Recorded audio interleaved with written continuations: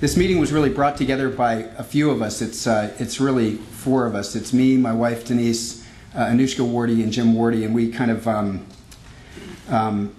brought it together. We're not really much of a group. It's a small organization at this point, calling ourselves Lafayette First, and we really consider ourselves to be a nonpartisan group, and our effort is really to bring forth the issues that surround the recent and proposed developments that we really think are going to have a big effect on Lafayette, on our residents, our properties, and on our schools. So, you know, a lot of people would say, you know, why do you do something like this? And I'm not really sure, but we went to a few different meetings and realized something pretty major was going on called Planned Bay Area, and that Lafayette was really right in the middle of it. And but worse than that, and the main impetus really to get organized like this in a loose form like this is that I found that very few people really knew about it in Lafayette. We'd go to swimming meets, we'd go all over the place, and we'd talk to people, and they'd say, "What do you really?" And in the last 4 months, we've learned quite a bit.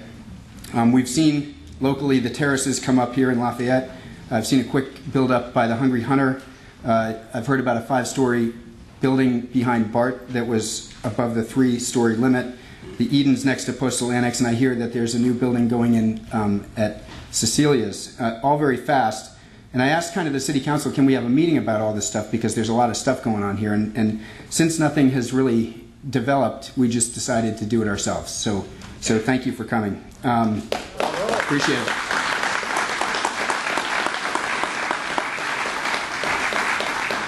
So the goal tonight is we're going to try to keep it pretty tight. We've brought in a couple of experts who are with us to speak and to really just to get a discussion going with the group. A lot of people are going to have really different opinions on this sort of thing, and I think that's fine. We encourage that, but I think what's really important is that we get a discussion going locally and that everyone really has a chance to say what they feel and really drive the course of events here in Lafayette as the residents see fit. Some people may be pretty educated about this, but I personally am still learning. Hopefully, those of you who don't know already tonight, you'll leave with a better understanding of Planned Bay Area, regional planning, priority development areas, and what's in store coming up for Lafayette. To distill the facts really quickly, Lafayette, these guys will probably speak to this a bit, but Lafayette has chosen to be what they call a priority development area, which really means that we're one of the focal points for zoning and development.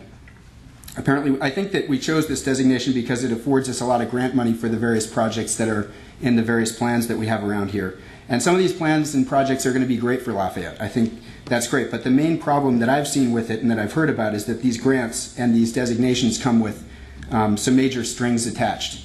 As you'll read out in one of the handouts, and as everyone kind of knows, you know, there's no free lunch around here. So now we've seen the allocations whereby it seems that Lafayette would be required to zone for over 1,200 new households over the next 25 years, which is a lot.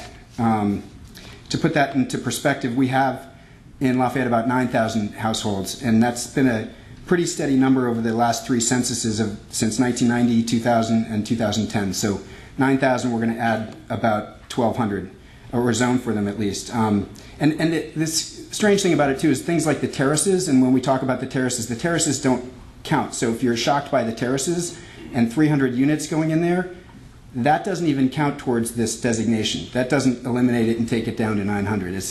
They said it at the council meeting, this is different. So, so tonight Peter was actually going to be our main speaker for the night, but we found, Peter Singleton is he's a long life, let me back up.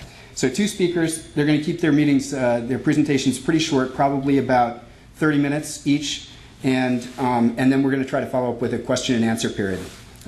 Peter Singleton is right here on my right. He's a lifelong Bay Area resident who apparently, I'm kind of surprised, he apparently knew very little about these housing mandates in Planned Bay Area for until about 18 months ago when a friend asked him to go to a meeting, kind of similar to what happened to me about 4 months ago.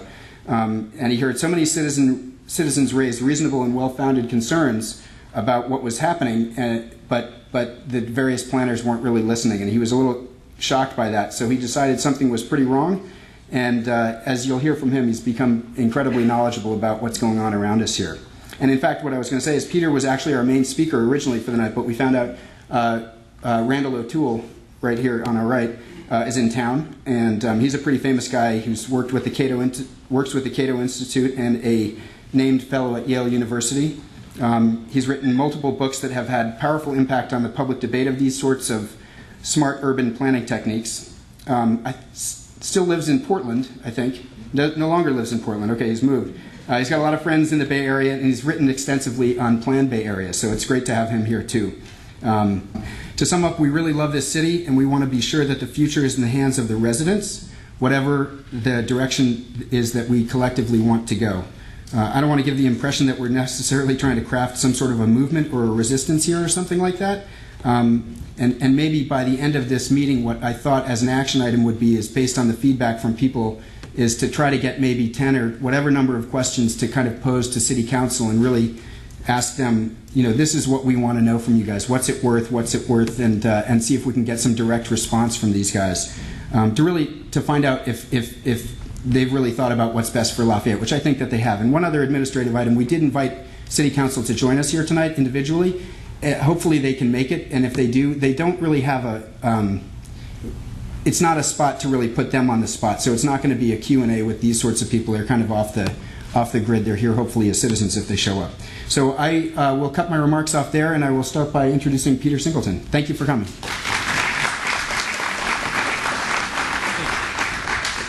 Thanks, Alex. Tonight I'll be talking about Planned Bay Area and the regional housing mandates.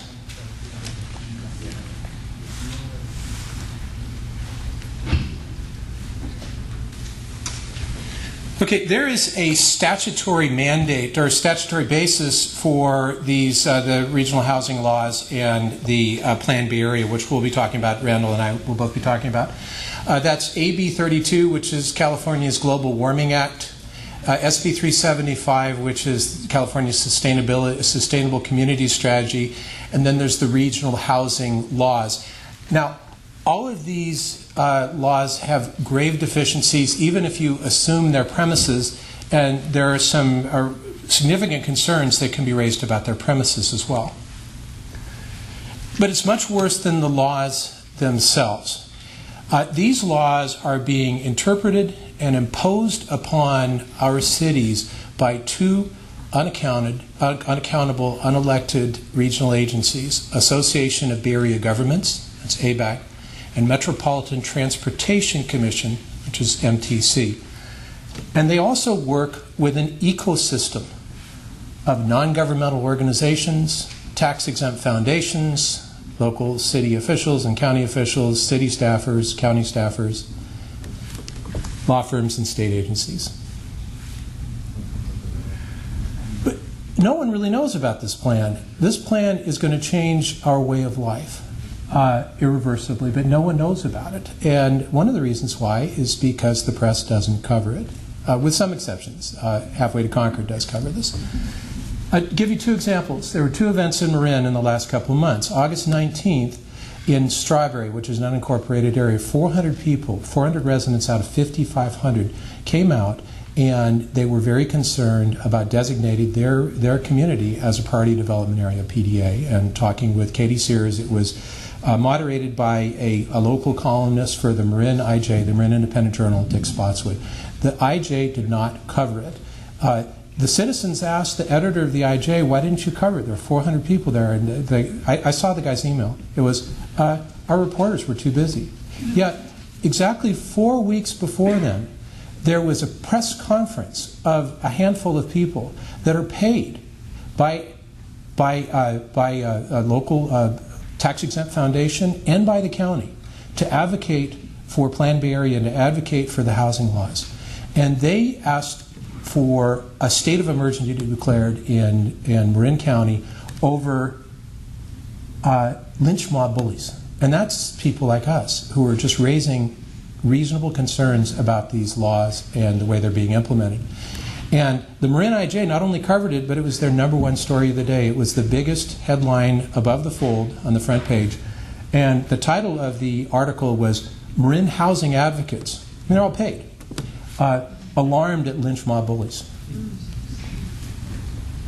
So to the extent you've heard about these plans, you've probably heard about them described in terms like smart growth, affordable housing, sustainable, walkable, bikeable, and all that kind of stuff. These are soothing platitudes that are carefully chosen for the emotional response they elicit from the public. But they also are chosen to bypass the public's critical reasoning, right? Who could be against smart growth, right? To be against it means that you must be for dumb growth, and I'm not for dumb growth. I don't think you are either. So where have we seen this kind of manipulation of images and words to create an emotional, positive emotional affect and bypass our critical reasoning, right? But this is an advertisement, and I'm not that wild about the advertisement. My mother died at 59 of lung cancer because she smoked. But when a government agency or government agencies are doing it with our tax dollars, that seems a little troubling. Our consent is being manufactured here, okay? And if you're familiar, this is the master of Edward Bernays. And there's innumerable quotes by Mr. Bernays. And this is what's being done. This is from Propaganda 1928. The conscious and intelligent manipulation of the organized habits and opinions of the masses is an important element in democratic society. Democratic society is not what he's talking about. This is the antithesis of democratic society, this kind of stuff. Those who manipulate this unseen mechanism of society constitute an invisible government, which is the true ruling power of our country. We are governed, our minds are molded, our tastes formed, our ideas suggested largely by people we have never heard of. That's what's going on with Plan B area. And I would suggest, I don't consent to this. I hope you don't either. So we're sold things like this, pretty pictures like this about what our cities are going to look like with this Plan B area and the housing mandates and this. But we get this.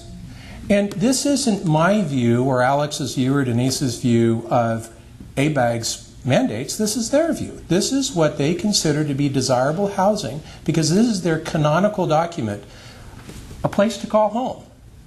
Housing in the San Francisco Bay Area. On the bottom right, you can see, if you can't read it, but it says Association of Bay Area Governments. This is their view.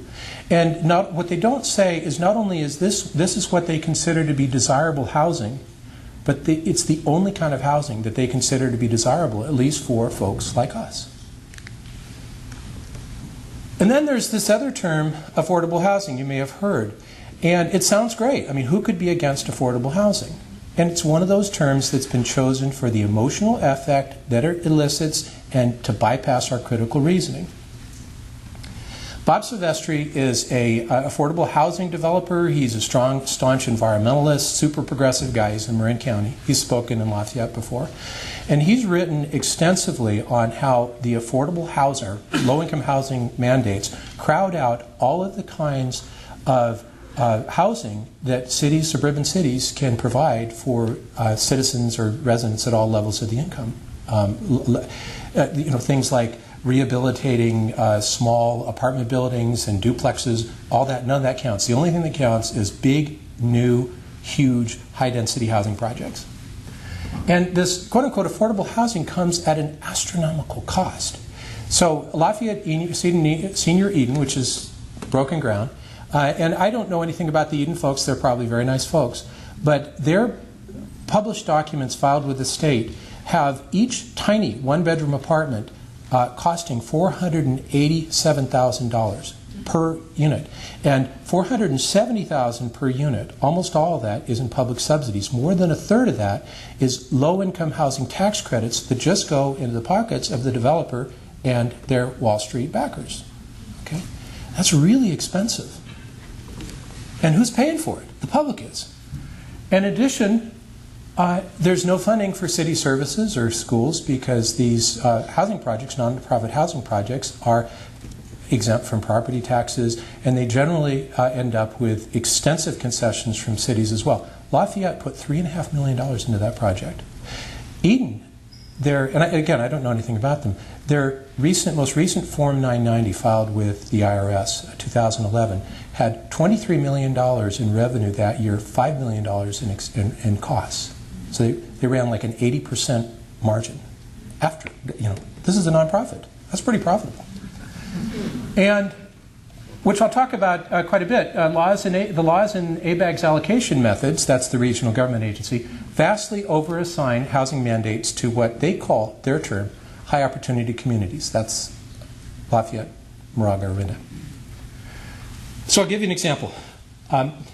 The Regional Housing Needs Assessment, RHNA, allocations for La Morinda. If you look at the last 2 decades, and I think Alex talked a little bit about this, if you project the number of housing units needed to accommodate the last 2 decades population per decade, Lafayette needed 75 new housing units per decade. But yet, for the next 3 decades, Lafayette has to produce or zone for 1,370 new housing units. That's 6 times the number of housing units that any rational projection would come up with. Moraga's worse. Orinda is not quite as bad, but it's still bad, and that's because Orinda had a big spike of population in the 1990s. Otherwise, it would be just like Lafayette and Moraga. And these numbers are not going down, they're going up. ABAG's forecaster, Stephen Levy, is on the record as saying when he redoes the forecast, which should be later this year probably, they're going way, way up. He thinks the current housing, or the next housing assignments, are twice as low as they should be. So we're forewarned. They're going way up. But it's not just the number of units that are allocated, but it's also the composition. And what's happened is the housing laws have become much more burdensome and I would say punitive in the last decade. Number of amendments. I'm a lawyer. I've read these laws. They're chilling. And so in terms of the composition, the housing units are assigned on an 8-year cycle. And so the previous cycle, the current cycle, and the next cycle are all about the same number of units, 220, which is, Orinda added 44 people in the last decade. So that's, 10 times what they need to add in housing units. But the composition has changed. So if you're a higher income community, you must zone for a disproportionate number of very low and low income housing units. That's mandated. And those are extraordinarily expensive. Think the $487,000 per unit of Lafayette Senior Eden, $470,000 per unit in public subsidies. That's a lot for a tiny one-bedroom apartment. And so the composition has changed from 49 out of 220 in the previous cycle to 131. So from about a little bit over 20% to about 60%. Much harder to do. So just showing you in terms of absolute numbers. So how does this all happen, right? Because why don't they talk to the city, look at vacant land, look at the city's recent growth rates in population, look at job forecasts, look at population forecasts? They don't look at any of that. ABAG produces grossly excessive population forecasts for the entire region. Those get turned in, and they do that, in my opinion, because that gets turned into grossly excessive housing mandates for the region from the state's Department of Housing and Community Development. And ABAG says, oh, we just got it from the state. It just came out of the sky. Well, no, they procured it by their excessive forecasts. And I don't have time to go through their forecasts. If I told you how they do their forecasts, you'd run out of here screaming. And they then over-allocate to cities like Orinda. And how they do that is they have a couple of devices. And they're not playing around. First thing they do is they have what they call policy-based forecasting. And that means that they don't look at what you need in the town for additional housing. What they say is, how much new housing would you have if you adopted all of our policies that we think are desirable? They call it policy-based forecasting. And because we think you're going to do all that, then we're going to assign you all those housing numbers that force you to zone for and build those units. It's policy-based forecasting. The other thing they do is they allocate to higher income communities, especially ones that have top performing schools, according to quality of life indicators, and they back test this. They back test it to make sure that cities like Lafayette, Moraga, and Orinda have very high housing allocations because they want to give especially high housing allocations to cities that have top performing schools. They're not playing around. And this is all in their internal documents. They don't publicize this, but if you do a Freedom of Records or Freedom of Information or Public Records Act, which I've done, you find this stuff out. These state housing mandates, what's not to like about them? They threaten our ability to make decisions in our community as a community. They threaten the loss of what makes our cities unique, the organic character that's developed over generations. And over time, they will impose significant unfunded mandates for city services, schools, and the like. So what do we hear about them? Well, if you talk with city council members, city staffers, ABAG, etc., you'll hear a lot of things like this. I've heard these so many times, I can't even tell you. Even if these units are built, they won't affect our city a bit, and none of them are going to be built. Another thing you'll hear is, but even if we build all these very low and low-income housing units, they'll be filled by that nice empty nester couple that lives next door, and they'll live downtown in a subsidized housing unit, or our police, firemen, or teachers. What they don't tell you is, by law, a community like the La Marina communities cannot give preference to their current residents for subsidized housing units in town. So if you're told that, they're not telling you the truth. And there's no evidence to support that teachers, firemen, and policemen working in the town will be living in the subsidized housing units. So it'll be people from elsewhere.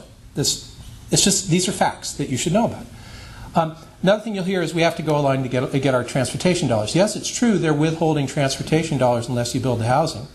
But no one's tested that at court, and no one's tested that politically and said, where did you get the power to do this? We don't think you have it. Back off, guys. That's what cities should do. No one's done that. They're too afraid. And we'll get sued if we don't do this. Well, so be it. If the suit is meritorious, then maybe the city should get sued. But if the suit is not meritorious, it's a slap suit, right? And it should be dismissed, and the people that are bringing it should be thinking twice. And then there's nothing we can do about it. Well, there's a lot we can do about it. So what do we hear about Plan B area? And I'll run through the Plan B area a little bit quicker because Randall's going to talk a lot about it. Plan B area is all about increasing local control in the cities, retain all their power. That's a war is peace. Slavery is, or freedom is slavery kind of 1984 kind of comment. Plan B area will improve the environment and the economy, reduce traffic, and provide a nice place to live for everybody. They really talk about that. In fact, when they sought comments on their plan and the draft EIR, they got hundreds of comments, and they just annihilated the plan intellectually. There was nothing left. It was intellectually, logically, completely discredited and delegitimized. And the staff, in their report on the comments received on the plan and on the EIR, didn't talk about any of the things that were raised in the comments. They provided the results of their public opinion survey, which asked citizens, hey, if there was a plan that would improve the economy and the environment and help everybody have an affordable place to live, do you think that would be a good idea? That's what they told their executive boards, and that's what they told the public, that the public loves this plan because they answered yes to that question. I'm not making this up. And then another thing you'll hear is people who are opposed to Plan B area or the housing mandates are either misinformed or they're some kind of bad person. Okay, there's a narrative here, and that is that suburban and rural lifestyles are unsustainable. There's a bill in the legislature, SB1, that declares suburban and rural lifestyles a blight, and it creates very significant mechanisms to eradicate that blight. That means all of our lives. Driving your car is very bad. I don't know why, but it's really bad. Taking mass transit is really good. Again, I don't know why, but that's what I'm told. By the way, the data doesn't support this. High opportunity communities with good schools and high qualities of life are not doing their quote-unquote fair share, and something must be done about this, and believe me, something is.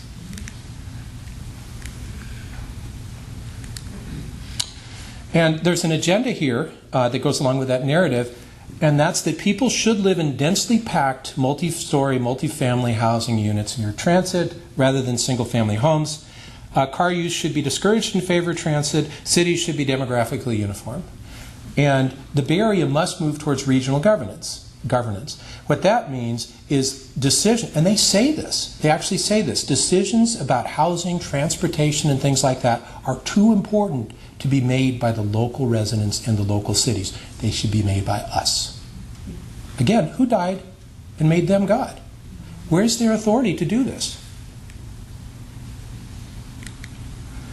And the policy elements of Plan B area that Randall will talk more about is the next 25 years, the vast majority, it's 80% of all new housing units must be in high-density, multi-story, multifamily, near mass transit. If you don't comply, you lose your transportation funds.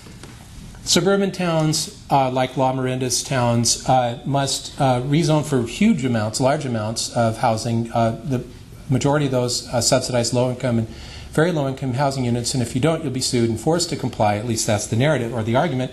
And mass transit subsidies must increase. Automobile use must be made much more inconvenient and expensive. MTC's executive director, Stephen Heminger, sent a memorandum to California Air Resources Board in June of 2010. They don't publicize this, but it's a real memo.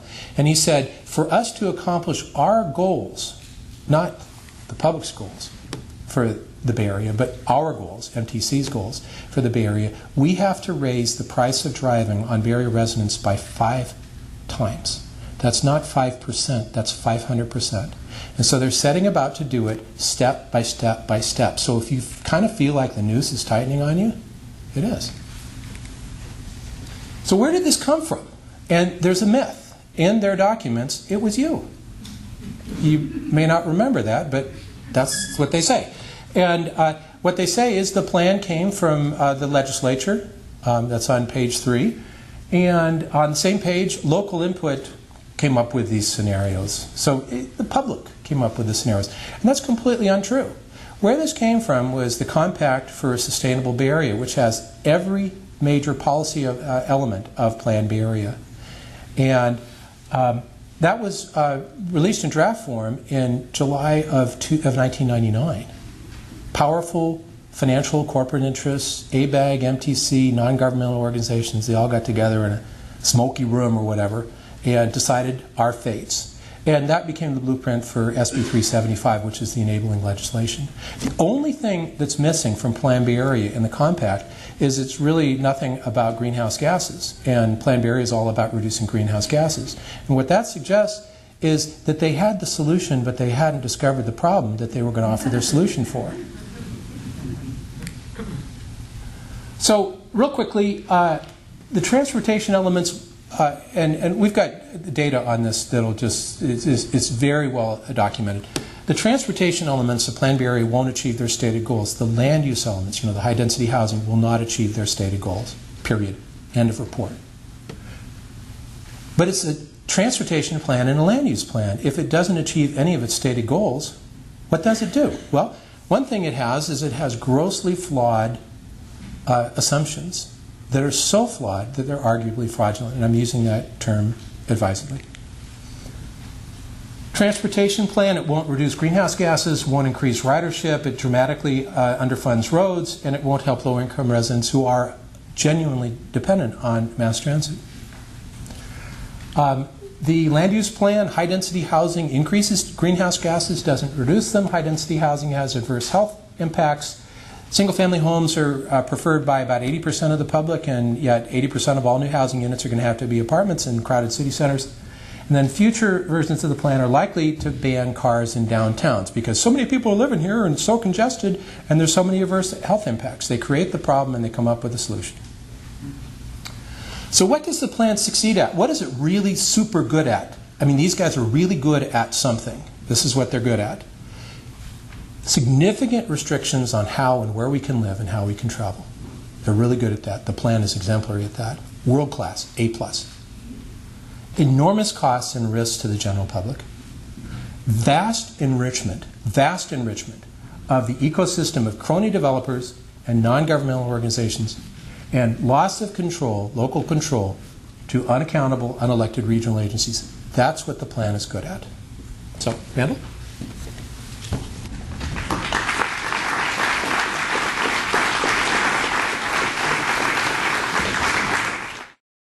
As you may know, Planned Bay Area is about the 9-county San Francisco Bay Area. Of those 9 counties, less than 18% of the land has been urbanized. They expect to have a 30% increase in population in the next 30 years, and their goal is to add not one single new acre of development. all that 30% has to be located within the existing 18% of the region that's been urbanized. So how are you going to do that? The only way you're going to add more people is to take away some of what you've got. So they're going to go into neighborhoods that have housing and businesses and things like that, and some of them are going to have to go. And they're going to replace them with high-density housing. Now, one way to meet that goal would be to randomly select 1 out of 9 houses throughout the Bay Area and blow them up and replace them with fourplexes. That would allow a 30% increase in population. But instead, what they're going to do is they're going to pick neighborhoods and randomly select neighborhoods, or not randomly, the cities are selecting them, and blow them up and replace them with high-density housing. Now, they say reassuringly that these neighborhoods, these priority development areas, are only going to occupy 5% of the region. But remember, only 18% has been developed. So that means 28% has to be densified to meet their goals. If we accomplished this kind of destruction through a fire or earthquake or flood, it would be rated the biggest natural disaster in American history. But instead it's being accomplished through government planning. Thank you, planners. Now, just to give you an idea of what we're talking about, right now the average density of the developed areas in the Bay Area is about 4,400 people per square mile. Manhattan is 67,000 people per square mile. The average priority development area is going to be 100,000 people per square mile. That's 50% denser than Manhattan. And the densest ones are going to be more than 350,000 people per square mile. Many times denser than Manhattan, almost 10 times denser than the average density of the region. Right now, 56% of people in the Bay Area live in single-family homes. That's well below the national average, which is 10 percentage points higher. Their goal is to reduce it to less than 48%, probably a lot less than 48%, although it's hard to tell from numbers in the plan.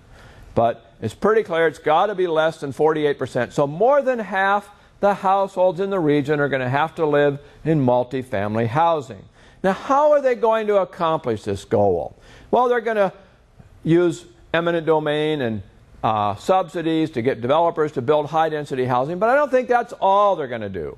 I think they're going to have a problem with that because of a lack of money that I'm going to get into in a minute. So I think partly what they're going to do is they're going to go in and rezone areas. Now, you all live in an area that's zoned. And the zoning you're familiar with is called maximum density zoning. It says no more than 4 houses per acre, or no more than 8 houses per acre, or no more than 2 houses per acre. The new kind of zoning is minimum density zoning. So they go into neighborhoods of single-family homes and zone them for 30 houses per acre, and that's the minimum. You can't put in less than that. So if you've got a vacant lot and all your neighbors are single-family homes, you're not allowed to put a single-family home like your neighbor's house. You're required to put in an apartment building. If one of your neighbors has a rental home and they've got a large backyard, they can put an apartment in the backyard. If your house burns down, you may not be allowed to rebuild it. You might be required to build an apartment. Now, we talk about multifamily housing. They are willing to allow some single-family housing. Here, this is in Portland, my former hometown. I used to live there. I grew up there, but I moved out 10 years ago, or actually 15 years ago. I'm never going back. But this is a nice 1950s era house built on a quarter-acre lot. The developer came in, bought the house, tore it down, subdivided the lot, and built 4 skinny houses, 15-foot wide houses on 25-foot wide lots. Here's a couple of houses that have a large side yard between them.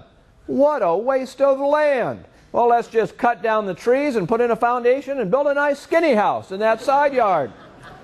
Now, all the skinny houses in Portland I've seen look exactly alike. You know, they've got a garage downstairs, a front door, and a second story, until I found this one. This is a 3-story skinny house.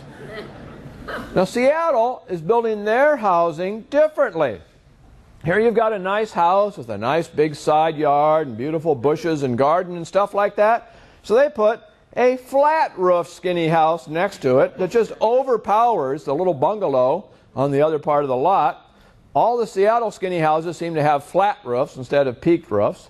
Here's somebody who's got a nice big driveway on one side of their house and a nice big side yard on the other side. Well, we'll just put a skinny house on both sides of their houses. And then this person has a real narrow driveway, so we'll put a real narrow skinny house in the driveway. So the whole point is they call that infill.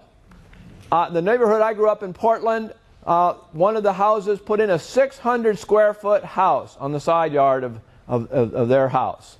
We're seeing these tiny houses spring up, and it's become a hip thing to see how small of a house you can live in. But if housing were cheap, if housing were affordable, like it is in most of the rest of the country, nobody would be thinking about living in 600 square foot houses. Now they say this is necessary to reduce greenhouse gas emissions. That's the whole goal. Now let me throw out some numbers. In 2010, the region, the San Francisco Bay Area, produced about 48 million tons of greenhouse gases. If we did nothing at all, if we just allowed present trends to continue, they predict that's going to increase by about 10% by 2040. But we're not going to do nothing at all. First of all, the California Air Resources Board has decided to impose a whole lot of requirements on electrical power plants and impose fuel efficiency requirements on cars. And the fuel efficiency requirements they imposed in 2009 would reduce this by 20%. You'd have a 20% reduction in greenhouse gas emissions. Now in 2012, they imposed even stricter fuel economy requirements that would reduce emissions even more. But guess what? Plan Bay Area said, SB 375 says that fuel economy is not going to be enough to meet our goals in reducing greenhouse gases. So therefore, we have to impose high-density housing. Well, the 2012 fuel efficiency mandates are enough to meet the goals. But the law says they aren't going to be enough. So in order to obey the law, we still have to impose the high-density housing. Now, the Metropolitan Transportation Commission has something called the climate initiatives. This is some low-cost activities like van pooling, car sharing, encouraging people to buy fuel-efficient cars, things like that, that are going to have about a 3 or 4% reduction in greenhouse gases. Finally, we come to Plan Bay Area. These huge housing changes, these huge, they want to build 200 more miles of rail transit, all these transit-oriented developments, these high-density developments, all of that, according to their own documents, is going to reduce greenhouse gas emissions by 2%. Now, 2% might sound like a lot, but you consider they want to spend $19 billion subsidizing developers and rail transit. $14 billion for developers and $5 billion for rail transit to achieve that 2%. It's not very cost effective. Now, I question whether that 2% is even reasonable to expect. Why? Because we've already been doing these things for the last 30 years. We've built dozens of, scores, hundreds of miles of rail transit. Between 1980 and 2010, we've more than doubled the amount of rail transit in the Bay Area. We built scores of high-density developments in places like Pleasant Hill and Dublin and Fremont. And for all of that, how much has transit ridership increased? Per capita transit ridership has increased in San Francisco, Oakland, from 150 rides per year to 100 rides per year. That's a big increase. We've also increased the density of the Bay Area, both the San Francisco, Oakland Bay areas, of which you're a part, and the San Jose Bay urban area. The densities have increased by 55 to 60%. They've done this by building all kinds of big houses on little teeny lots and multifamily and so on and so forth. And so you would expect, with all this increase in density, with all the transit-oriented developments, with all the rail transit, that we'd have a lot less per capita driving.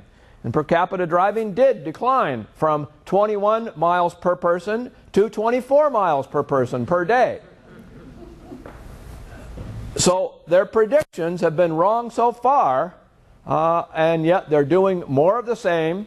It wasn't Albert Einstein who said it. It was actually a romance writer who wrote a book in 1980 who said doing the same thing over and over again and expecting different results is the definition of insanity. And that's really what's going on here. Now let's forget all of that. Let's assume that they're right. Let's assume that they can reduce greenhouse gas emissions by 2% for $19 billion. Does that make it a worthwhile investment?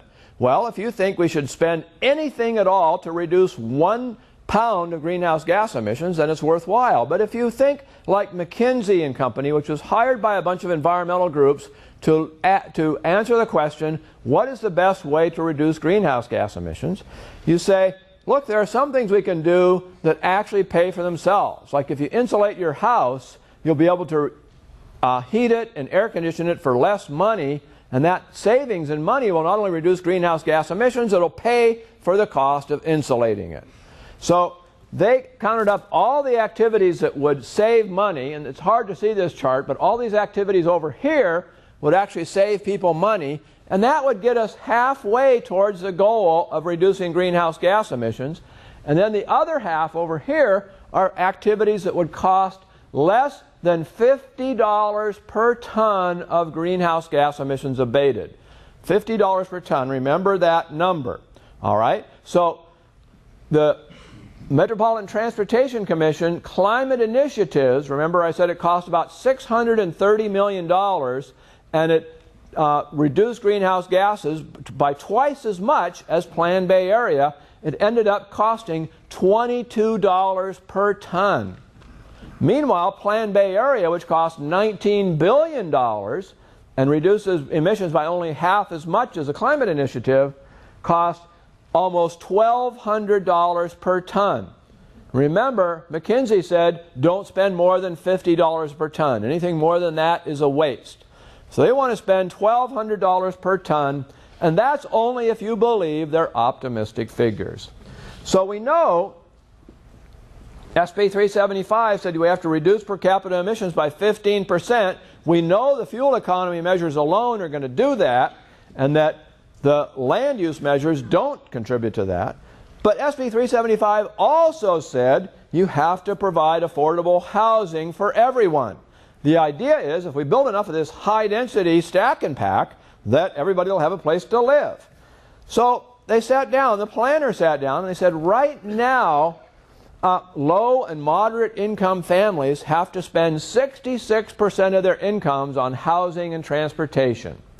Their goal, they said, was to reduce this to 56% of income, which is the national average. So how close did they come towards accomplishing the goal? Well, they managed to reduce it from 66% to 69%. So Plan Bay Area is a complete failure. It isn't needed to meet the greenhouse gas targets, and it makes housing less affordable rather than more affordable. The reason why they're going to have a difficult time implementing it is because in 2008, when the law was passed, SB 375, they had a tool called tax increment financing. Now, if you don't know what tax increment financing is, maybe we can handle it during the Q&A, but basically it's a way for cities to steal money from schools and use it to promote redevelopment. And all the redevelopment agencies you hear about that do redevelopment were using tax increment financing. Fortunately, California elected that great fiscal conservative, Jerry Brown, as governor, and the first thing he did when he entered office, he was mayor of Oakland, and 10% of his salary came from tax increment financing, from money stolen from school children. And he knew it was a scam. So the first thing he did when he entered office as governor was said, we need to abolish tax increment financing. And fortunately, you have a fiscally conservative legislature dominated by fiscally conservative Democrats, every single one of whom voted to abolish tax increment financing. Unfortunately, you had some fiscally liberal Republicans, all but 4 of whom voted against abolishing tax increment financing. But fortunately, the Democrats were in the majority, so tax increment financing is abolished, which means they don't know where they're going to get that $14 billion to subsidize the housing from. They're going to get some from the federal government, and they're going to get some state grants, but the state doesn't have any money. So they're going to have a hard time financing this. Now, what should be done instead of Plan Bay Area? Well, I'm going to give you an alternative, and you might not like it, but it's an alternative that at least should have been considered in the environmental impact statement. Remember I said only 18% of the Bay Area has been urbanized. The other 82% is rural open space. And that rural open space is, for the most part, not prime farmland. It's not good for forestry. It's rolling hills in many places, and they say, oh, we can't build there, it's too steep.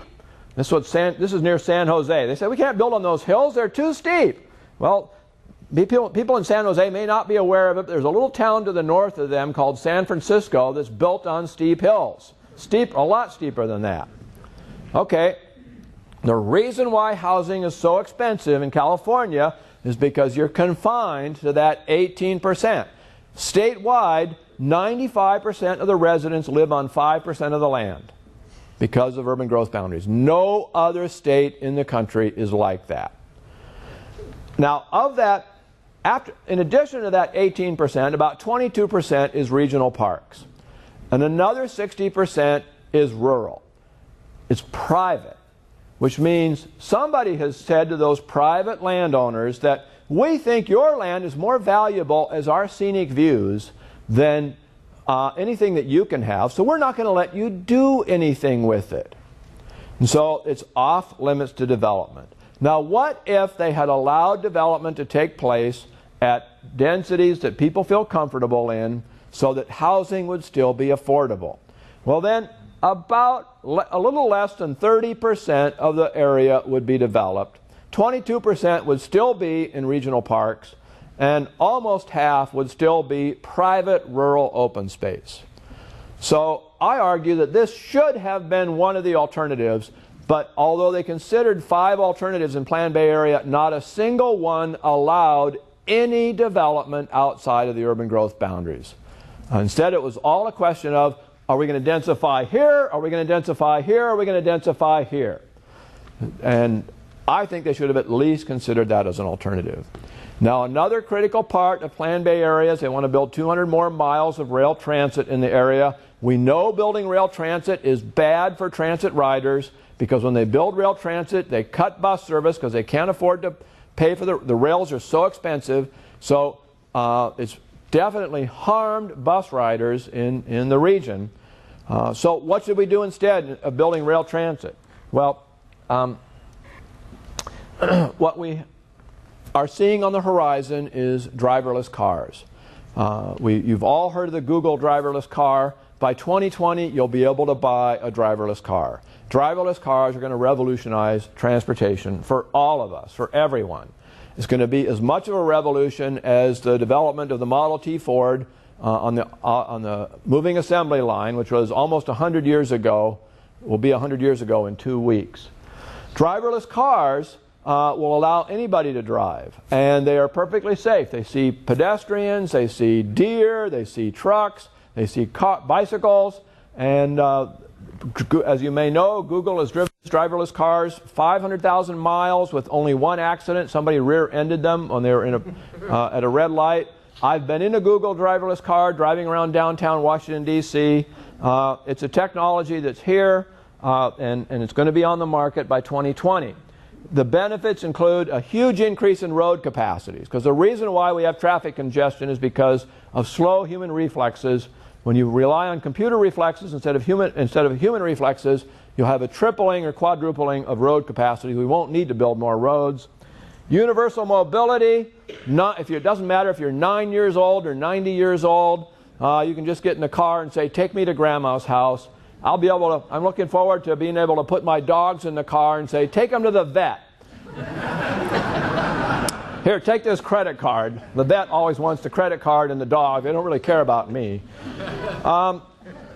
because congestion will be gone, we'll have a lot faster speeds, it'll be far safer, and because we'll be able to build cars lighter weight because we don't have to have all this heavy safety equipment, it'll be a lot more fuel efficient. Now here's a car that Volkswagen calls their valet parking car. You go to work and you get out of your car and you say, "Car, go park yourself." The car has a database, it has all the available parking in it, and it drives around until it finds an empty space, then it parks itself in that space. When you're done with work, you pull out your smartphone and you say, click up the app and you say, "Car, come." It'll start up and come and pick you up. It'll know where you are because of the GPS tracking on your smartphone. And if you don't want to just park your car, you can say, "Car, go get your oil changed," or "Car, go hire yourself out. Be a shared transport, a zip car for a while."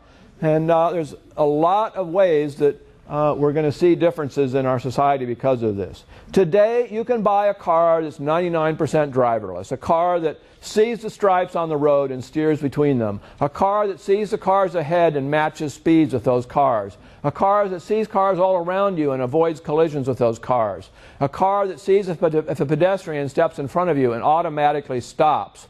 The Ford Fusion happens to be the lowest cost car that has all these capabilities, but a lot of higher end cars have it too. Taking a car like this and turning it into a driverless car as a retrofit will probably cost about $500. Maybe less than that.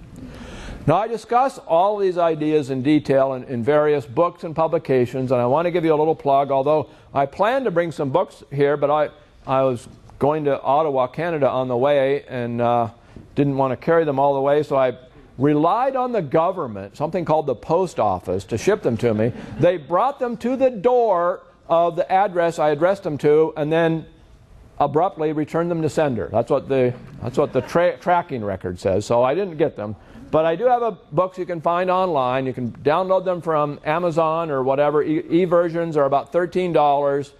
You can get hard copies for about $15 to $20. You can also go to the Cato website and download my papers. I've written about 24 papers for Cato on housing, transportation, land use, property rights, rail transit, highways, driverless cars, and things like that. I have a blog called The Anti-Planner.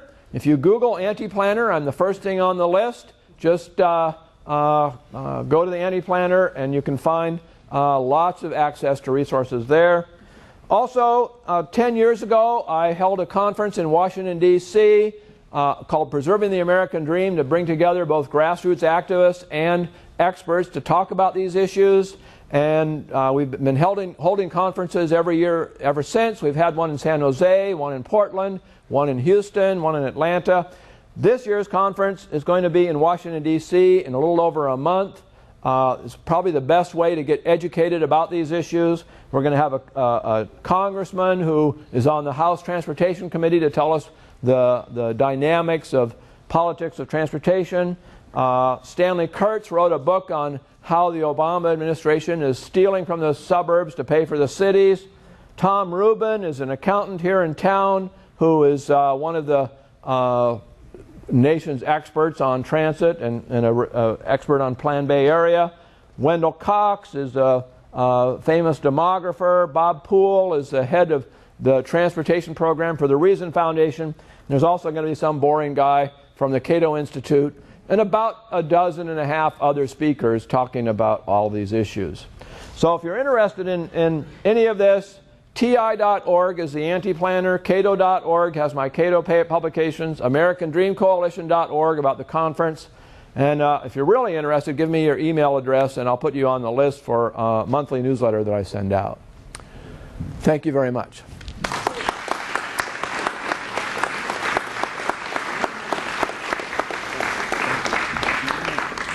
I think we can repeat the questions or bring the next around. It's meant to be 10 minutes, right? Yeah. Okay. Great. So thanks, guys. We appreciate it. And what we were hoping to do now is really try to get into some question and answer periods. You guys can probably just stand up and answer. I'm going to try to pass around the mics. If you don't mind speaking into it, I think it just kind of lets everyone hear it, and then these guys don't have to repeat the question that you have. So awesome.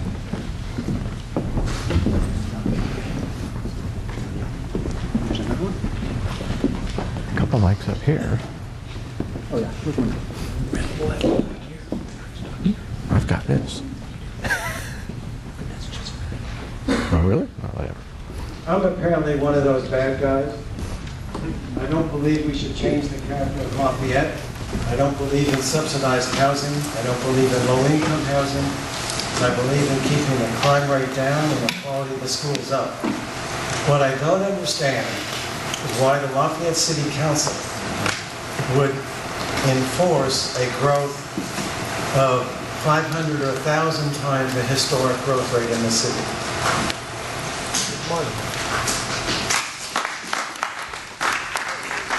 I think we're all used. I think we're all used to our city council members and our city staffers, assuming that they're working on behalf of the city and for the benefit of the city and the residents, and it's not always the case. And I think that as you educate yourself on these issues, and we encourage all of us, Alex and Denise and Anushka and the whole group, encourage you to do your own homework and do your own research, but then talk to your friends and talk to your neighbors and talk to your council members. Have one-on-ones with them and ask them about this stuff. And if they give you a fluff answer, don't let them get away with it. I think that some of them feel like they're part of the club. There's a club. They're on the winning team. But we're the, they're dining and we're the meal. And I think that, Well, the other dynamic is that the city councils change. The city staff stays for a long time. And every city has urban planners on their staff, and ideologically, urban planners, from the time they enter school, it's beaten into them that density is good, low density is bad, transit is good, driving is bad. And so they come in with this attitude. They get hired by the cities, and they're the experts. They're the experts that the city's hired to give the city councilors advice. So when they give advice, the city councilors treat it as gospel because they're the trained experts. And they're not really experts. They don't understand how cities work. They only understand their ideology. But the city councilors don't understand that. You may visit with your city councilor once a month or less. But the staff visits with them all the time. And so that's what they're hearing all the time. And they don't realize all the flaws in what's going on. I have a statement and then a question for you. Lafayette is a PDA, a Priority Development Area. They sent in an application for that about 5 or 6 years ago. And the reason they did it is because it would help get grant money for the town to do internal things. Some good things, some silly things like the pink sidewalks at, outside Mount Diablo. My question for you is this. There are approximately, I think, 89 or 92 communities in the Bay Area. And of that, 36 of them elected not to be PDAs. And the PDA, you filed for that with ABAG. Now, Lafayette has always considered itself similar to Saratoga, Los Gatos, and Rafael, whatever. When I looked at the list of the cities that were not PDAs, they were for the most part, except for 1 or 2, similar to Lafayette. Now, before I get to my question, I'm going to ask the people in the audience, when you go home tonight, Google ABAG, go into ABAG and this Plan Bay Area stuff, ask to see the list, because they have it, of priority development areas. And see the list of cities that are priority development areas and that are not. Lafayette really doesn't need to be in that box. That would help us tremendously to not be a priority development area. The issue is this. If Lafayette applies to ABAG and said, we don't want to be a priority development area anymore, what do you know would happen to any grant money that Lafayette may get? Well, first off, you don't want to be a priority development area. And one thing that you will hear, if you get involved in this, you'll hear incessantly all over again, well, your city's elected to be a PDA. It was a purely organic movement from the bottoms up, and that's completely untrue. What ABAG and MTC did about 5 or 6 years ago, they had a plan, and they gave planning grants to help cities decide to become a PDA. So they give several $100,000, and cities rewrote their general plan and designated themselves as a PDA, but that was the condition of getting the grant. And MTC brags about this, that they gave out about $15 million and they got a whole bunch of cities declaring themselves a PDA. PDA puts, one of those things like that, you're in the crosshairs. And so if you decide not to become a PDA, ABAG and MTC may say, well, we'll consider you we'll consider you a potential PDA. And they're not necessarily going to take it away, because Danville, and Heather's here, she probably has the most up-to-date information on this. The Danville citizens told their residents, oh, Heather's back there. Maybe, Heather, you could answer this. What happens if you say you're not going to be? 3 different cities or 3 different locations in Marin County have pulled back on the PDAs. But by the way, ABAG and MTC are working together with their buddies in the ecosystem. And I fully suspect that there will be at some point a lawsuit from their captive law firms and their captive buddies arguing that cities should not have the authority to declare a PDA, because I've actually seen the letters they've written on this issue, because that denies the equal protection rights of someone who wants to be able to live in your town in subsidized housing if you're not a PDA. They've actually said that in their documents. I launched the effort in Danville to get rid of the PDA designation from our town. And we had groups like this showing up at planning meetings every other week for months and months and months. We finally got our town council under extreme pressure to remove the designation of PDA, to get rid of all of the language in our general plan referencing the One Bay Area Plan, sustainable, the SB 375 plan, and the PDA from our general plan. Because as a matter of fact, the general plan, this was back in March, this plan has never been done. There's never ever been a regional plan. Okay? There's no such thing as regional governance. This is the first ever plan. It was adopted in July. So my city council in Danville was injecting verbiage into a general plan for the next 20 years of a regional plan that didn't even exist, okay? Locking us in. That's how entrenched these people are in this whole agenda. They were preparing us ahead of time before it's even been done. It was signed, sealed, delivered. So we were able to get that language out, remove the PDA designation, but ABAG documentation still shows Danville as a PDA. And we've gone back to our city council and said, what's going on? And they said, well, we've taken it all out. We, as far as we're concerned, there's no PDA. But this just goes to show that it doesn't matter what your local town wants.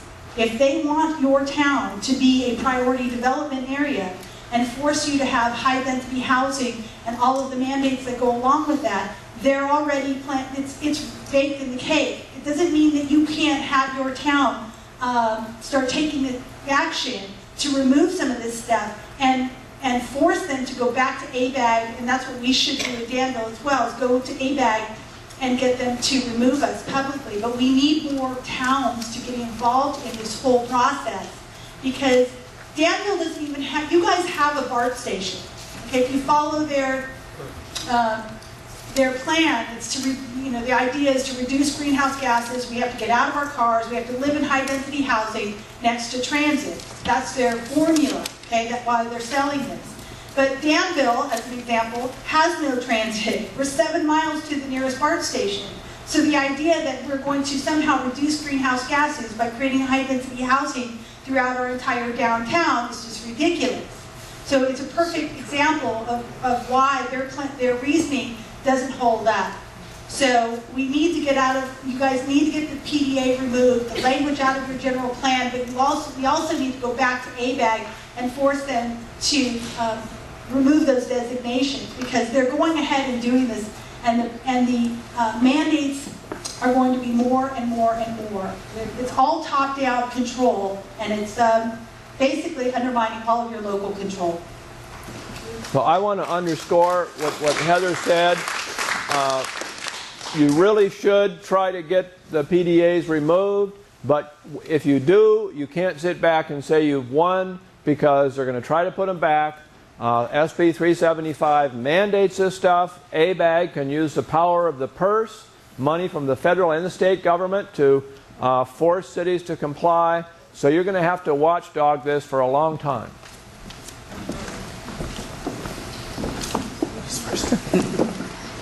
I think what galls me the most is that as a taxpayer who pays state and federal taxes, that the federal government could come back and say, well, we're going to withhold your road funds if you don't go along with the plan.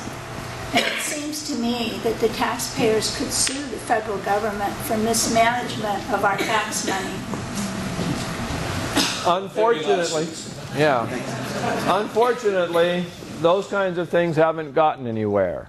But what's really galling to me is not just that the federal government withholds money from cities and states that refuse to go along, but that the federal government gives money to nonprofit organizations that lobby for these things. And so you end up having the opposition being well funded, because they're funded partly by the federal government, partly by local governments, and partly by the states, to promote these ideas over your objections.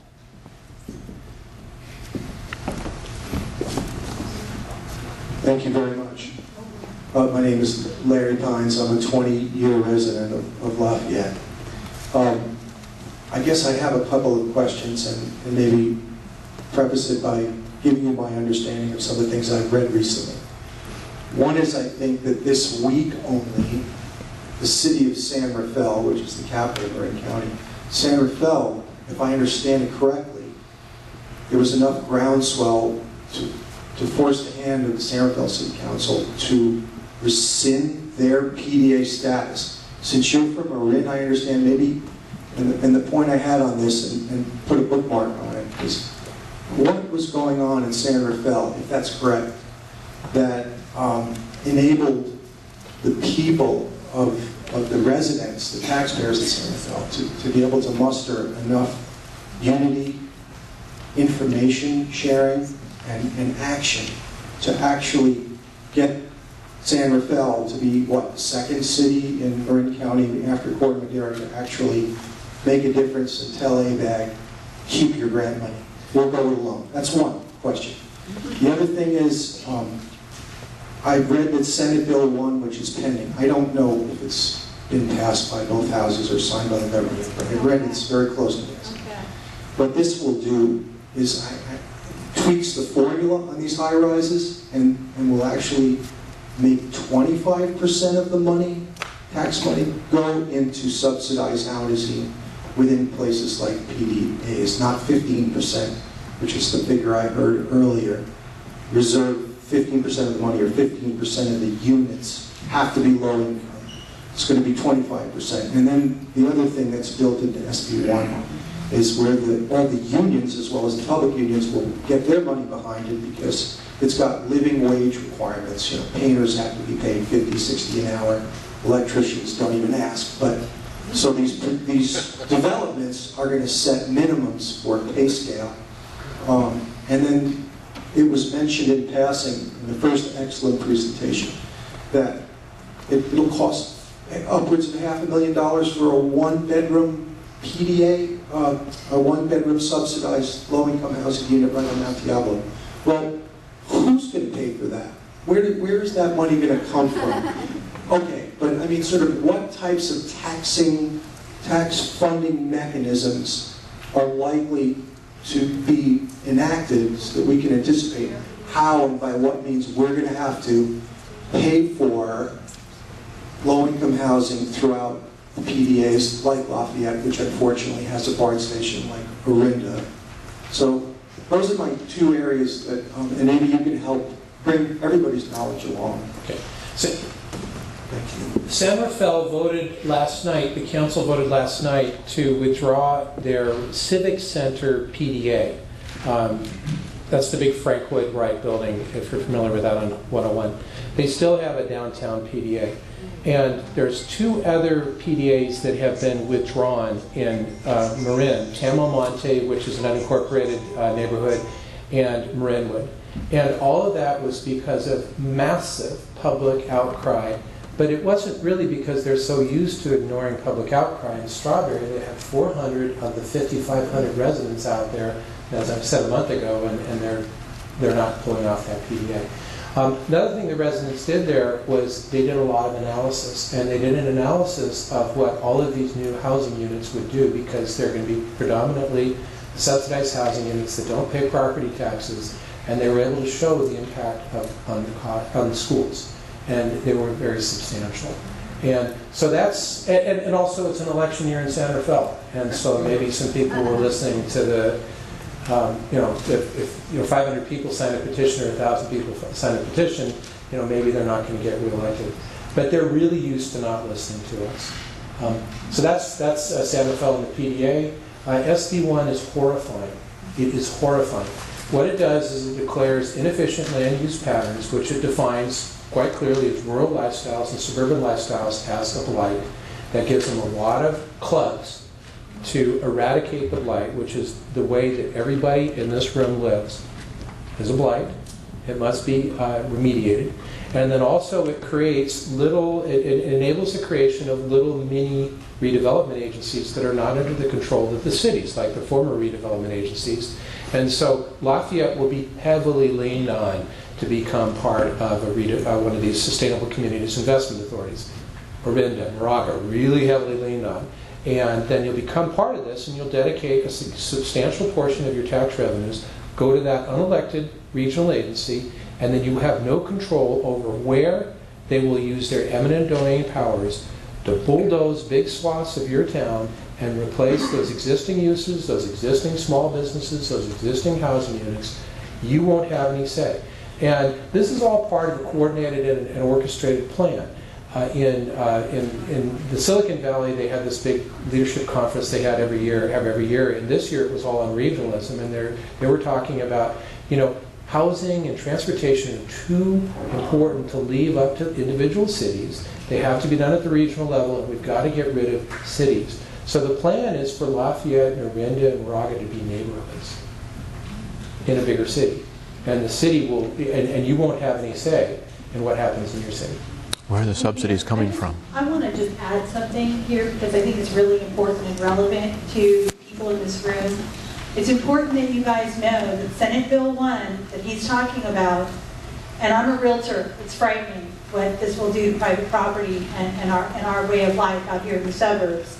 And also SB 375. Those two bills that call for high-density housing and the funding of it and the taking of private property because of inefficient land use patterns, and they don't have to declare blight, are co-authored by Senator Mark DeSaulnier. Yes. Our senator is the co-author of these bills, and it's been kept very quiet. When you look up these bills, it usually strictly says Darrell Steinberg. Okay? Mark DeSaulnier is the co-author of these bills and has been behind the regionalism and the regional takeover of local control. So if you voted for him, you need to not vote for him again, or you need to at least contact him. I've been writing him. I read and the California Association of Realtors. He's termed out. Well, but he's looking for other office, and if you're going to do, I'm just saying we need to be aware of what our people are doing. So whether he's terming out or not, their responsibility needs to be taken.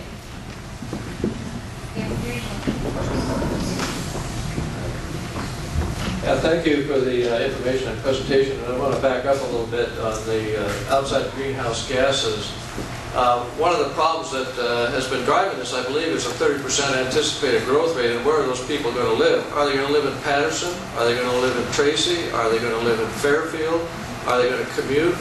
Where are the roads going to come? Isn't that a big part of the need for some kind of regional planning so that the development doesn't keep spilling out into farmland, which we really should not be developing but conserving? Well, the United States has 1 billion acres of farmland, we only use 400 million acres for growing crops. Our crop yields of many crops are growing faster than our population. So farmlands are not a critical thing. If you look around the country, what is scarce? We don't have a scarcity of open space. 97% of the country is rural open space. We don't have a scarcity of farmlands. We don't have a scarcity of forest lands. We actually use less wood today than we did 120 years ago, even though we have a much larger population because we use it much more efficiently. The scarcity is of urban lands. Now, there are many urban areas that are growing very fast and are doing it without the growing pains that are experienced here. I don't know if you've been to Houston. I've been there. I don't like the humidity. I don't like the fact that there's no mountains nearby. But Houston is the fastest growing urban area in America. You can buy a brand new 4-bedroom, 2.5-bath home on a quarter-acre lot today for less than $200,000. You can buy, I asked a Houston multiple listing service to show me all the houses that were 3 bedrooms for under $60,000. And it said, well, I can only show you the first 100, but there's hundreds of them. So you can grow without running out of space. Houston is only occupying about 20% of its land area too, because it's got a lot of space. So California has imposed upon itself this huge cost by confining 95% of the residents of the state into 5% of the land and saying no matter how much we grow, we're never going to expand that. You're imposing a huge cost on yourselves. You're making the state uncompetitive. There's no place for your children to go in the state. They can't afford it. The most affordable city in the state is less affordable than 85% of the rest of the country. What city is that? Bakersfield. Not my ideal of a livable place, but it's the most affordable, and it's still unaffordable. And it's because of these laws that have forced 95% of you to live on 5% of the land. If you didn't have those laws, you'd be occupying 7 or 8% of the land, and housing would be affordable, there'd be a lot less traffic congestion, and most of these issues would go away. By the way, ABAG's forecast...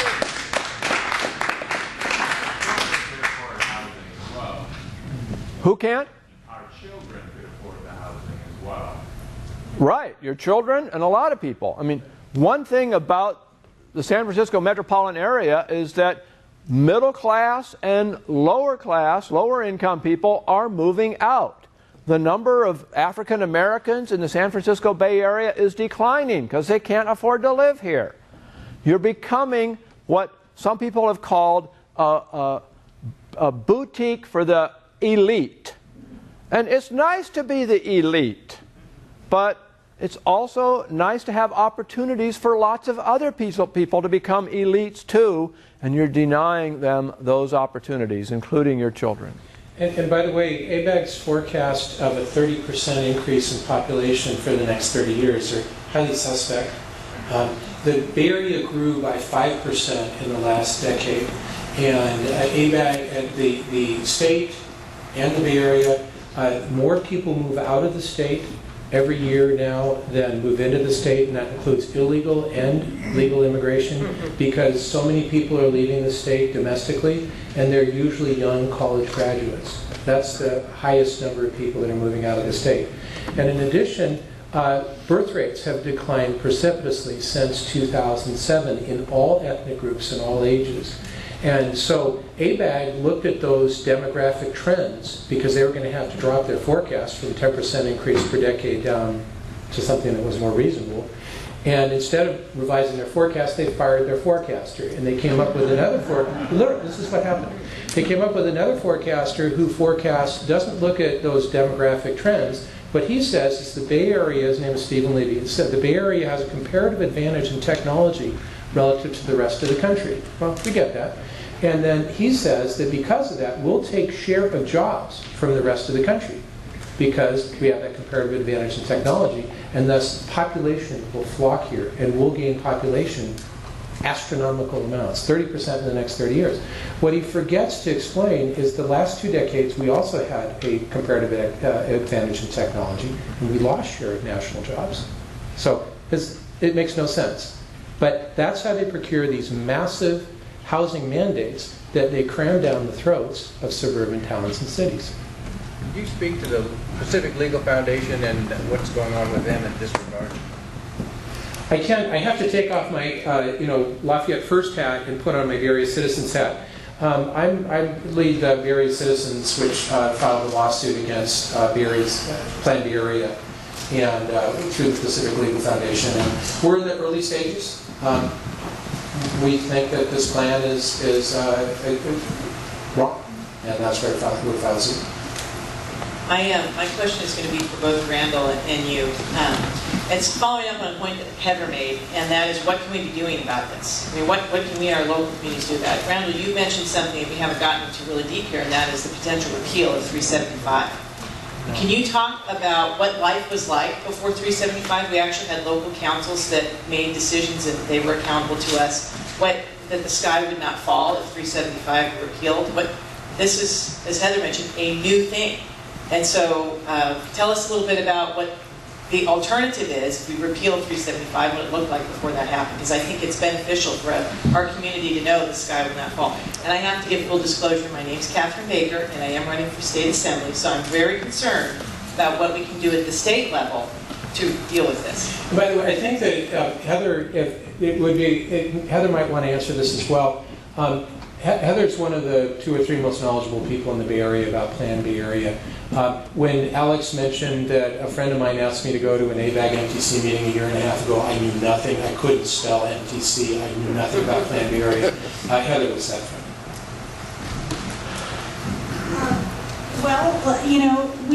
We have government set up, federal, state, and local, for a reason. We elect these people. If we don't like what they're doing, we unelect them. The problem with SB 375, the problem with ABAG and MTC and all of these groups is that they're unelected, unaccountable bureaucracies. And they're very, very well funded. They start with good intentions. ABAG was formed in 1960 to clean up the Bay. It's a voluntary organization. I don't know if most of you know that. Our cities and towns do not have to belong to ABAG. They pay dues based on the size of the city to belong to it. They can remove themselves at any time. Corte Madera has removed its membership in ABAG. This needs to be a movement. I'm trying to get Danville to do that, but until we have cities pressuring, that's the case. The problem is they're unelected, unaccountable bureaucracies handing down mandates to us. So again, this is brand new. It's never been done. There hasn't been a regional land use mandate.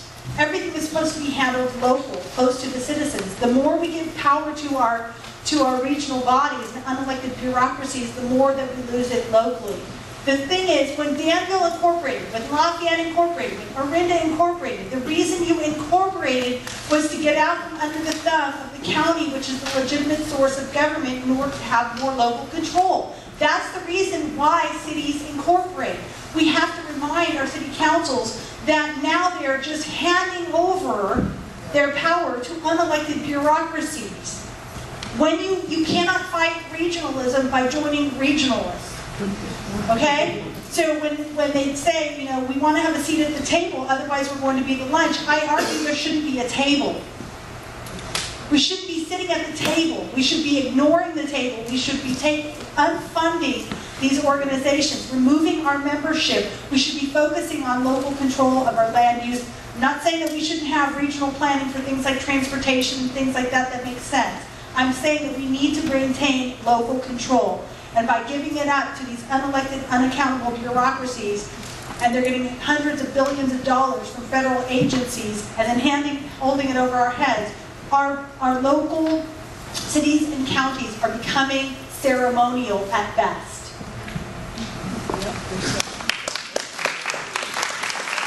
Well, in answer to the question of what would happen if SB 375 were repealed, I'm afraid you would not have a panacea, because your problems go back way before SB 375.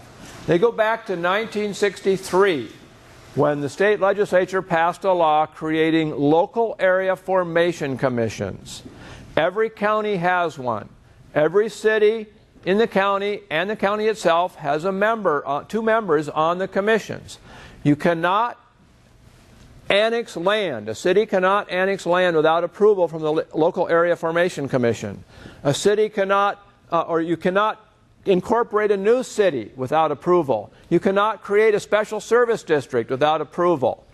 The local area formation commissions in the San Francisco Bay Area decided we don't want to do any of those things because we want development to take place in the city, so they'll pay property taxes to us, not to somebody else. So they all drew urban growth boundaries. Then the state legislature passed CEQA. CEQA requires the writing of an environmental impact report. That's very expensive. Then the courts decided that to annex land, to expand an urban growth boundary, to create a special service district, you not only had to get permission from the LAFCO, the Local Area Formation Commission, you had to write an environmental impact report. And the cities aren't going to do that, so the developers have to do that. That's very expensive. Tens of millions of dollars to write an environmental impact report.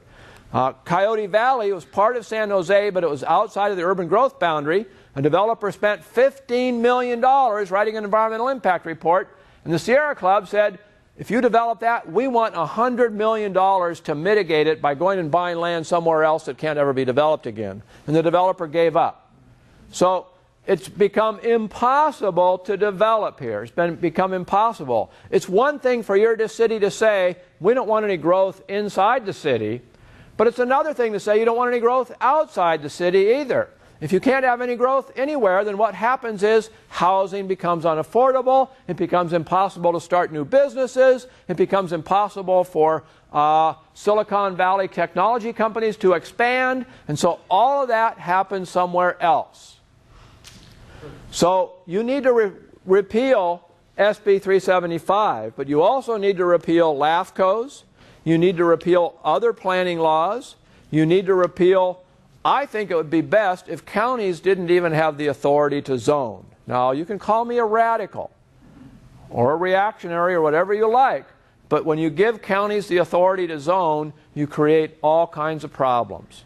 So you need to go back further than SB 375 to solve your problems, because all you're going to be doing is just giving them other opportunities to make things worse. Another thing you can do is focus on your local community, and it may seem like you're just fighting, they're just coming at you everywhere, and so much is coming from a much bigger, wider aperture, but I think there's something really beneficial to organizing in Lafayette, or organizing in Moraga, or organizing at Arenda like they've done, and then question everything.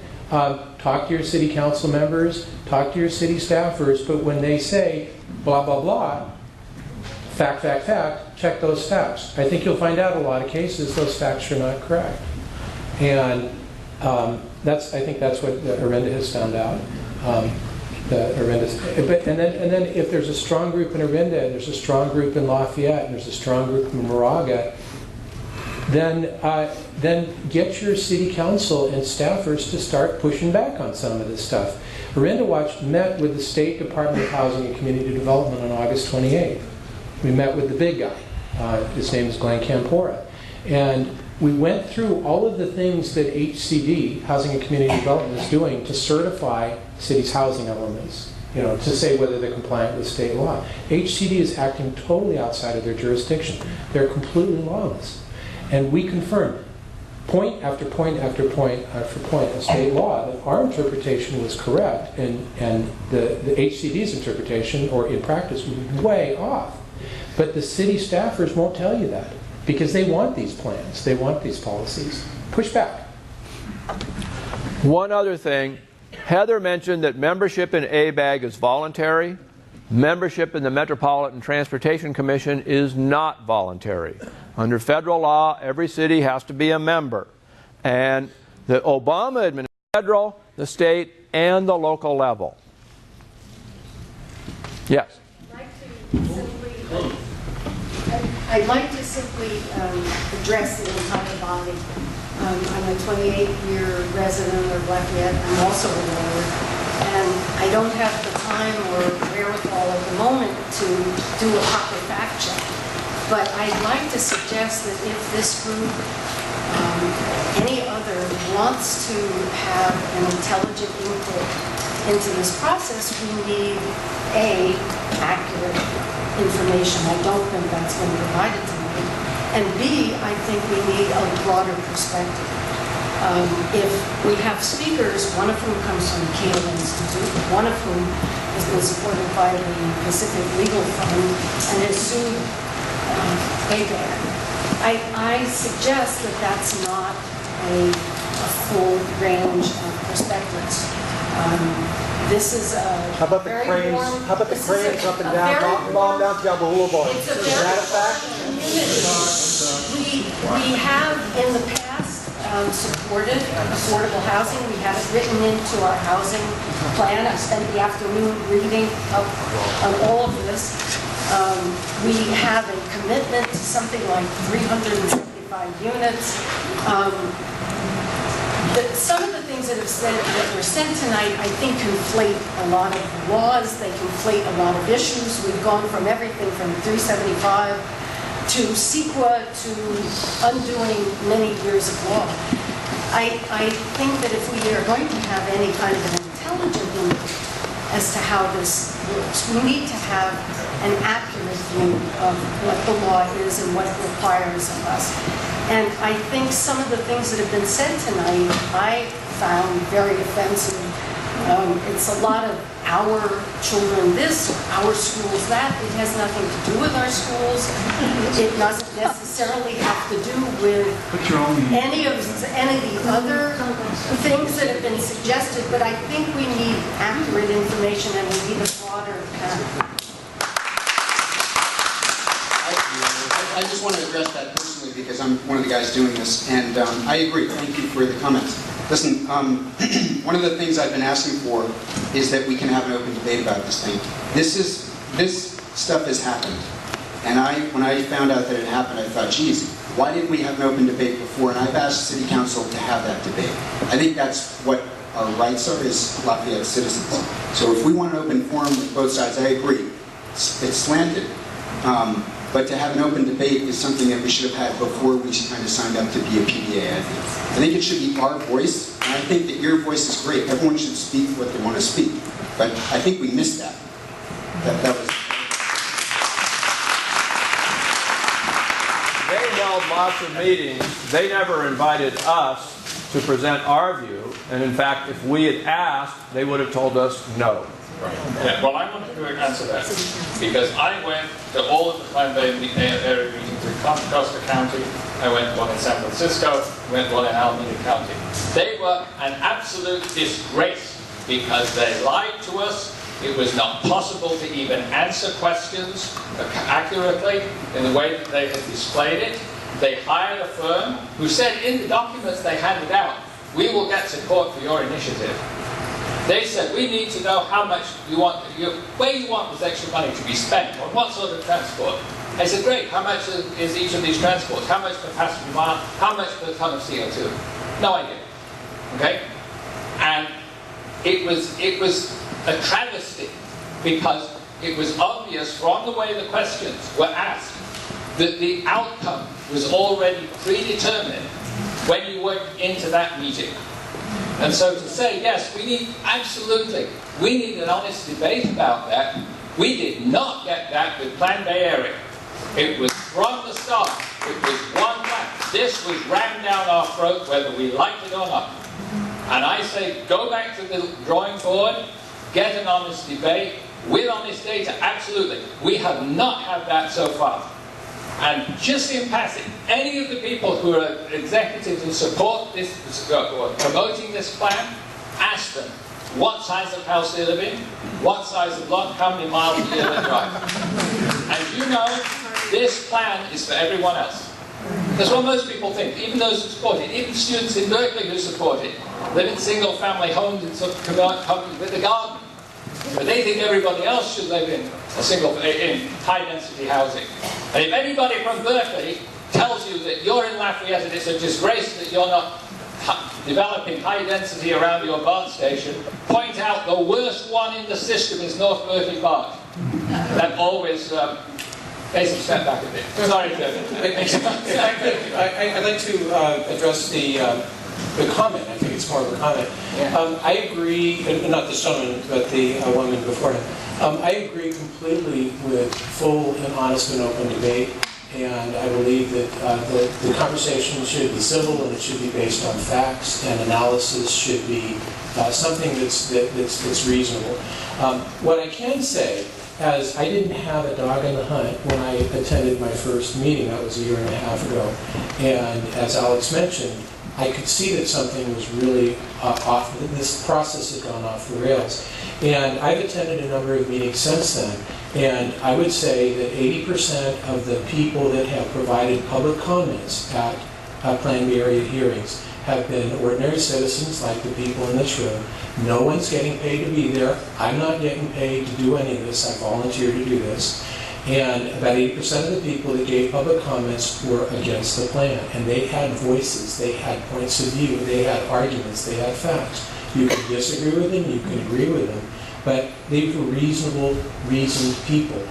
Of the people, about the 20% of the people that were for the plan, most of them were paid to be there. They were part of that ecosystem that I described, of non-governmental organizations, staffers, and the like, that are funded to advocate for these policies. The other thing is, I would argue that one of the reasons for having an event like this is to present a different point of view, because there have been dozens of meetings that have been the other side.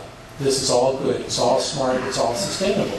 And the last thing I'll say is I would take exception to your comment, and with all due respect, that I think that the facts and the representative, you may disagree with the analysis or the opinions, and there was analysis and opinions, but I think the facts were correct.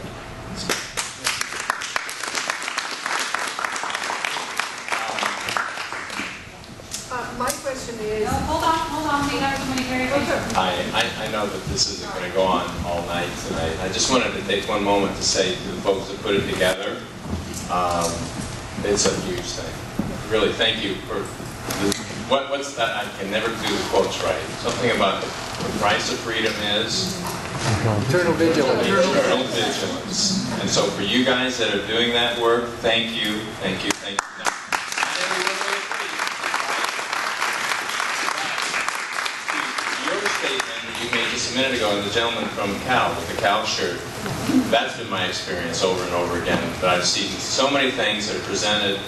My favorite was years ago, and I have no dog in this hunt either, a lot of people do. It was a particular debate about a very hot national issue, and CBS News presented the debate with Dan Rather, and it was a Harvard professor of law against an Alabama housewife, and they were arguing the 2s and 4s for abortion. And I thought at that point, now isn't that the most balanced thing you've ever seen? So now, I've just got to say thank you for presenting other information that I have not seen, I have not heard, and then will consider, as will everybody else, to the good or the bad. But thanks for putting it together. Huge, huge. Really appreciate it. Now, by the way, Alex had said that there's a small donation box out there, and I really encourage you. The other side is all funded, and they're all paid a lot with our money, either with tax-exempt foundations. And we're all doing this as volunteers, but it helps to fray the cost if you guys can, and you don't have to just put a small donation in the small donation box, you can put a mid-sized donation in the small donation box. But it really helped these guys to be able to do this kind of thing and provide information, and we hope that the woman back there challenges the analysis that's presented and provides her own point of view as well. That's what it means to be in a community. I'm wondering how Lafayette gets itself off of the PDA as a homeowner of 12 years. I don't have any children, but I already see the congestion in downtown. And every time I open the La Miranda paper, which is the local paper, I get frightened. Just this week they were talking about 47 houses that they're proposing at the corner of Celia's. Yeah. You know, more stack and pack. it's like you can't drive from one side of Mount Diablo to the end where the Hungry Hunter condos are going to be. How do we get Lafayette off of the PDA? How can we become empowered to some degree? I don't think we're going to be able to change all the laws that are in place, but what would be the best approach if we wanted to get Lafayette off of the PDA? The city council. The city council, it's complicated because once zoning entitlements are in place, those are hard to take remove because landowners have rights then, and then also the housing laws are quite punitive, and they give a lot of ability to people to sue cities that don't do what people want them to do. So you have to find out how far along the PDA is, how entrenched the zoning is. Strictly speaking, from my observances in the city of Lafayette, I've been here 36 years, both living here and running my business, is that you made a comment earlier about the fact that we should be talking to our city planners. I see it that the city planners are pushing this to keep their jobs. In the early to mid-'70s, we had 8 people in the city of Lafayette running the town. We have 38 employees in this town today, and they're all looking to keep their job. City council listens to them exclusively. It's almost always a 5-4 vote, no matter what we're talking about, or excuse me, a 5-0 vote, no matter what we're talking about. And the only way it works in the city of Lafayette is to go in there en masse and talk to the city council. And that's the only way we're going to go over to city staff and get some of this stuff turned around so we don't have a bunch of houses and Cecilia's and everything else. And I promise you, it's the only way to do it. I've been involved with the city in various ways, and it's the only way it works, and it's got to be numbers, and it's got to be big numbers. And it'll work then. Thank you.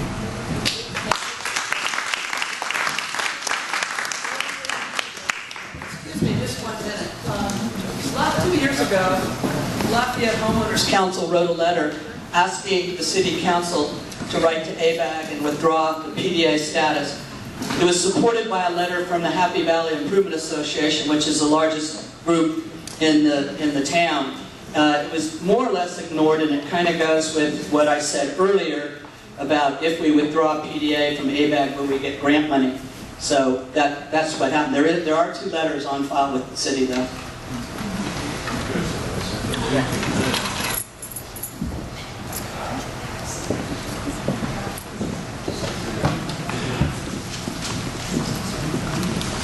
I'm a resident of Lafayette, and I guess I'm new to this whole issue, very new.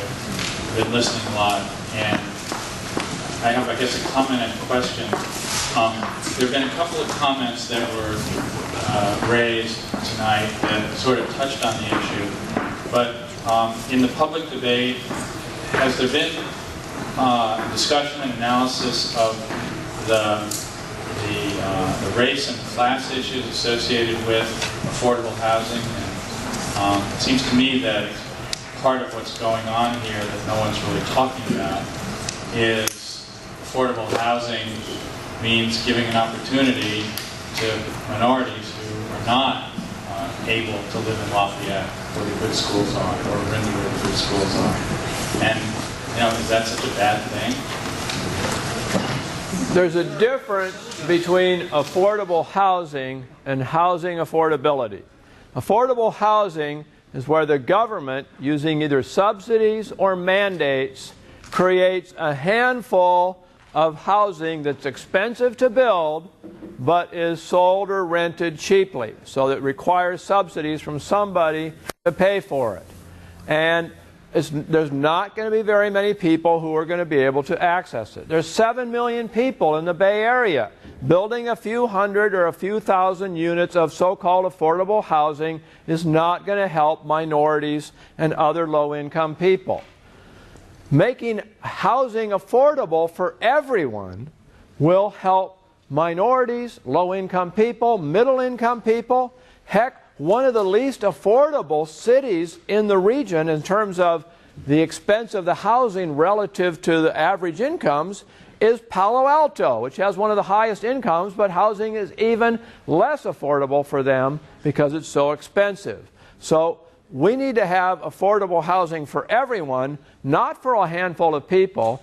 And if we do have affordable housing for a handful of people, who's going to get it? Is it going to be low-income minorities, or is it going to be friends of the developers or friends of the city planner who just graduated from college and expect to earn millions of dollars in their lifetime, but because they haven't earned any money in the last 4 years, will qualify for this low-income housing? That's who most of the so-called affordable housing is going to, not to minorities. So I want housing to be affordable to everyone. I don't want to make you pay so that a handful of people can have a little bit less expensive housing. And I want to address the gentleman's question or comment.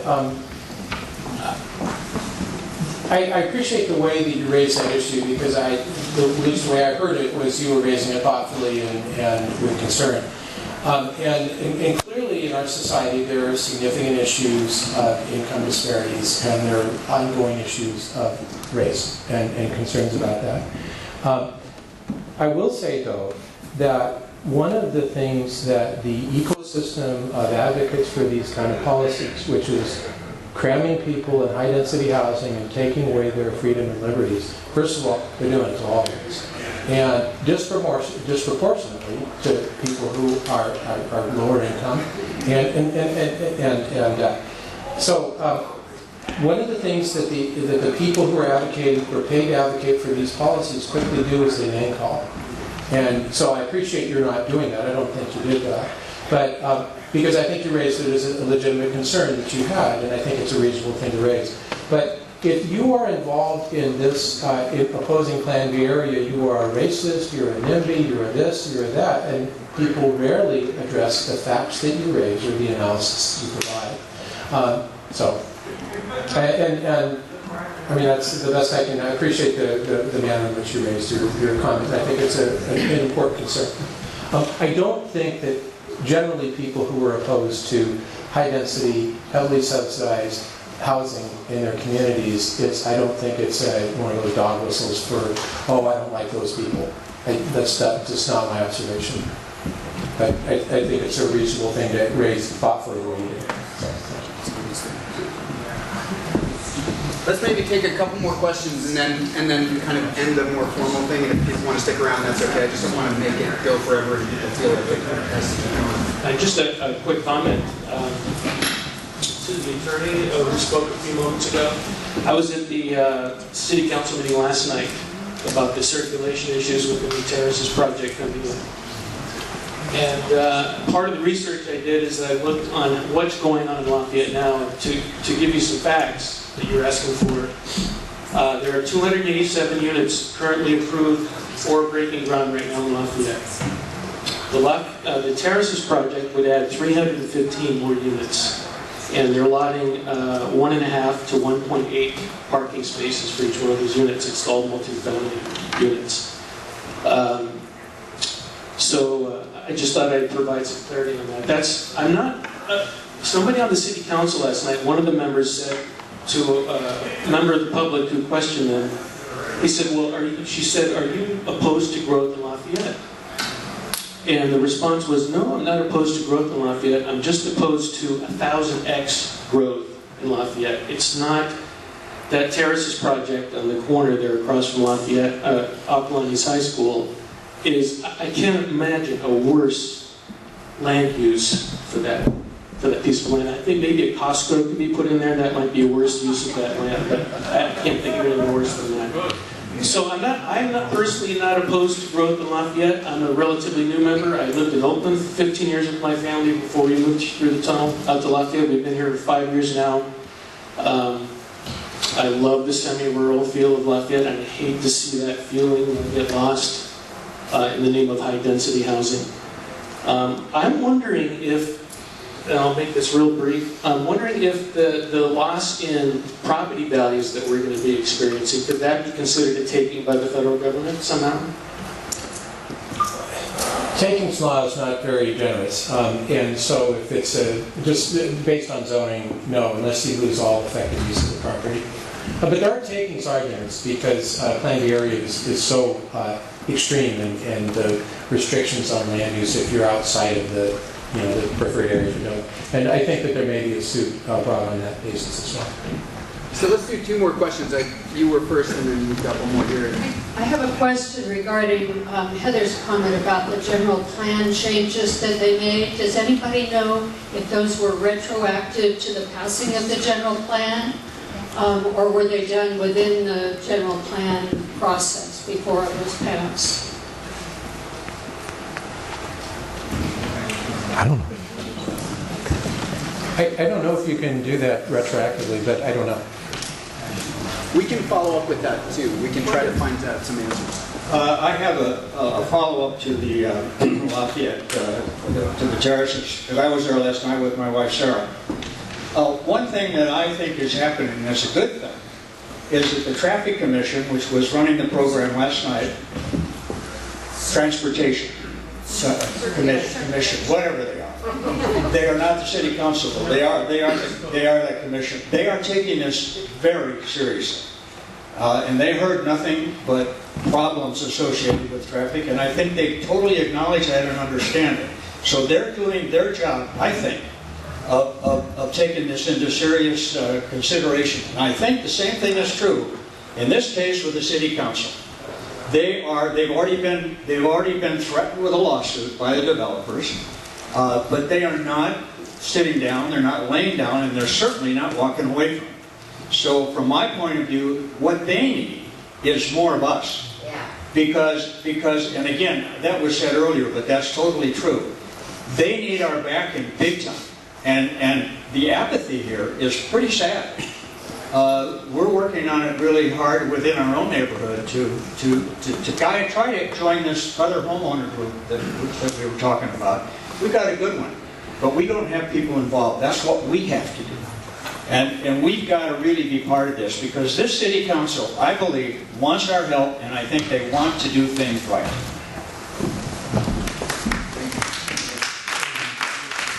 So I guess thank you everyone for coming. It means a lot. We appreciate it. We do want to foster some ideas, some debate, and I want to thank our speakers for tonight, Peter and Randall. Thank you very much.